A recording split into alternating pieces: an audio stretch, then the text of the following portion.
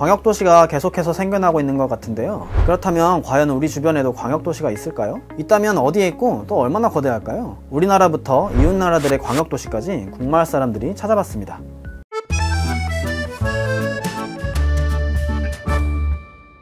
광역도시는 행정구역이 아닌 생활권의 개념이므로 명확한 경계를 규정하기가 어렵습니다. 따라서 이를 측정하는 기관이나 학자들에 따라서 개념과 기준 지표들이 바뀌는데요. 미국의 브루킹스, 일본의 모리재단, OECD, 리처드 플로리다 등이 도시의 규모와 경제력 등을 평가했는데요. 먼저 브루킹스의 2014년 글로벌 메트로 모니터는 서울, 인천, 부산, 울산, 대전, 광주, 대구 5개 지역을 글로벌 대도시 지역으로 평가하고 있습니다. 브루킹스에 따르면 서울, 인천 권역은 2014년 기준으로 인구 2,500만 명, 1인당 GDP는 34,000불, 근로자는 무려 1,300만 명을 고용하고 있습니다. 인구는 세계 5위, GDP는 세계 4위에 해당하는 엄청난 규모입니다. 인구 2,500만 명으로 추산한다는 것은 수도권을 뜻한다고 볼 수 있습니다. 이어서 모리재단은 GPCI를 통해 서울시만을 48개 글로벌 도시 중 하나로 평가했습니다. 48개 도시 중에서 무려 7위의 경쟁력을 가지고 있다고 하니 대단한 것 같습니다. 브루킹스에 따르면 부산, 울산 권역은 인구 770만 명, 1인당 GDP는 38,000불, 근로자는 390만 명을 고용하고 있습니다.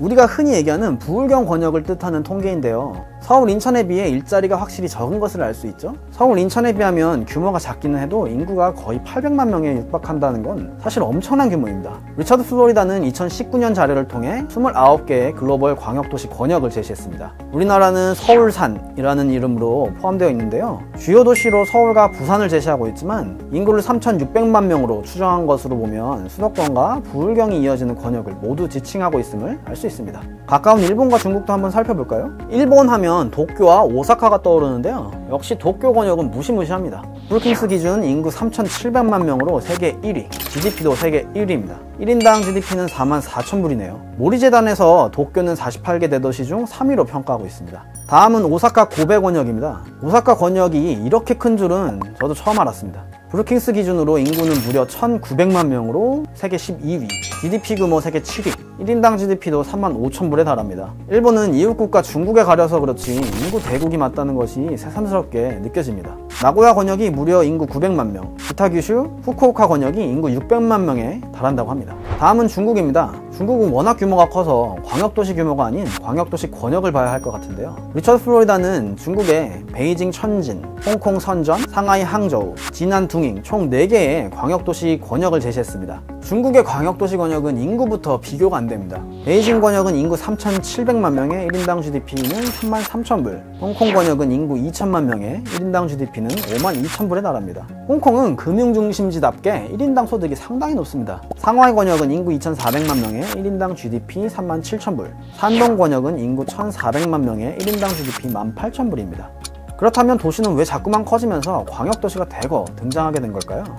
경제학에서는 도시와 경제 발전은 상호 영향을 미치는 관계라고 설명합니다. 먼저 경제가 발전할수록 경제 구조가 전환됩니다. 농업을 비롯한 1차 산업에서 생산성이 향상되면 인력들이 불필요해지죠.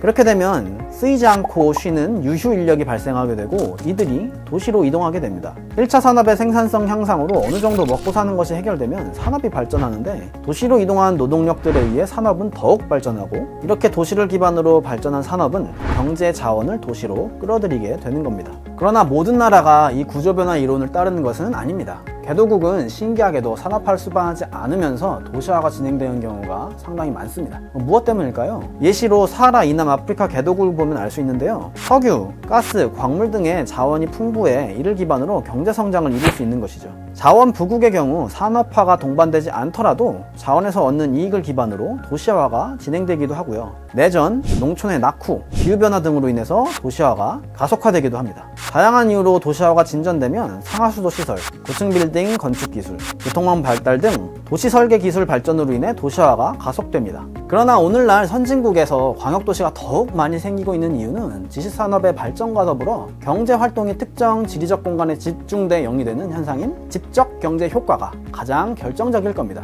과거 제조업 위주의 경제구조에서는 넓은 산업단지 부지와 저렴한 물류, 표준화된 산업 노동력 유치가 유리하기 때문에 산업단지들은 주로 항구도시나 정부의 특혜를 받아서 외곽지역에 위치했습니다. 우리나라의 여천산단, 울산산단, 군산산단 등 국가산단이 이런 특징을 갖고 있죠. 그러나 경제가 고도화되고 여기에 디지털화가 진행됨에 따라서 제조업보다는 지식산업이 더 높은 부가가치를 창출하기 시작합니다. 지식산업의 특징은 공장이나 물류와 같은 유형자산이 아닌 바로 사람이 자산이라는 점입니다. 사람들은 다양한 아이디어를 서로 공유하고 교류할수록 네트워크 효과가 발생합니다. 다시 말하면 공유, 매칭, 학습이 매우 중요해졌죠. 이렇게 지식산업에 종사할 수 있는 사람들이 몰리기 시작하면 기업들도 도시로 모이게 되는데요. 기업들은 도시와 가까울수록 도시 내의 많은 시설들과 생산 요소인 노동과 자본 등을 공유할 수 있고요. 도시에 인접해 있는 것이 효율적일 수밖에 없죠.